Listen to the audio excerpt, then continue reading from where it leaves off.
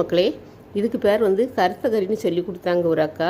அதாவது மட்டன் சுவையோடு இருக்கும். இதுக்கு தக்காளி பழம், முருங்கைக்காய், உருளைக்கிழங்கு, மிளகாய் எல்லாம் வெட்டி போட்டுட்டு, கொத்தமல்லி பொடி, கறி மசாலாப்பொடி, மஞ்சப்பொடி, மிளகாத்தூள் எல்லாம் போட்டுட்டு தேங்காய் கொஞ்சம் நிறைய அரைச்சி விட்டுறணும். அரைச்சி விட்டுட்டு இது தேவையான அளவு தண்ணி ஊற்றி உப்பும் போட்டணும். உப்பு போட்டு அப்படி வச்சுட்டு அடுப்பில் ஒரு சட்டி வச்சுக்கிறணும்.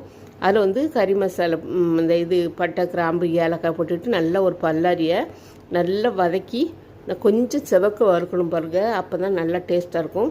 இது அதில் ஊற்றி கொதிக்க வைக்கணும். இது அந்த காலத்தில் ஒரு 40 வருஷத்துக்கு முன்னால் ஒரு அக்கா சொல்லி கொடுத்தாங்க. எப்படின்னா, அப்போ கொத்தமல்லி இதெல்லாம் வறுத்து அரைப்பாங்களாம். மறுநாளைக்கு சாப்பாட்டுக்கு பழைய சோறுக்கு நல்லா இருக்குமா காலையில், அப்படி சொல்லி கொடுத்தாங்க. இந்த காலத்தில் நம்ம பொடியை வச்சே சீக்கிரம் இதை தயார் பண்ணிடலாம்.